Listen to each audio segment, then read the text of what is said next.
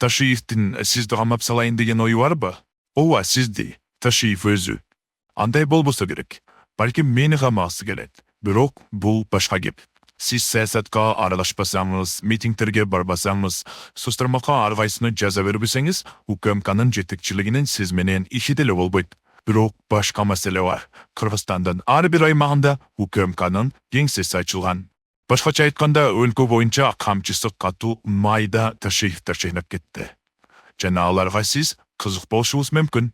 Мисалы, бизнесиңиз болгон болсо, аны тартып алгысы келсе, майда-ташиевдер буга сөзсүз аралашат.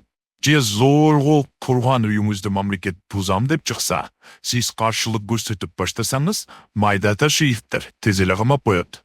Сиз отурасыз анан, үйүмдү сүртүрсө деле макулмун демейинче.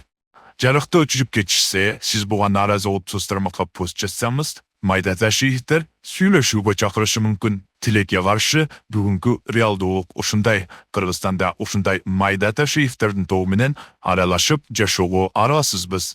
Кара түтүн, кооптуу жолдор, жарыктын өчүшү. Мисалы, көчөнү кара түтүн каптап жатса, сиз эшик терезени бекем жабасыз.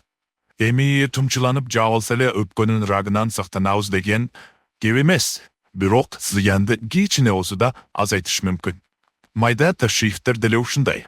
Канткенде залакасы азыраак тийгендей жашасак болот. Бул майда-ташиевдердин көзүнө көп чалдыкпаш үчүн эмне кылсак болот? Жазышкан каттарыбызды окубай, телефондогу сүйлөшүүлөрүңүздү тыңшабай, кирген сайттарыбызды амдыбай тургандай кандай чара көрсө болот? Ушундай суроолорго жооп берүү үчүн биз кыска видеолордун топтомун даярдадык.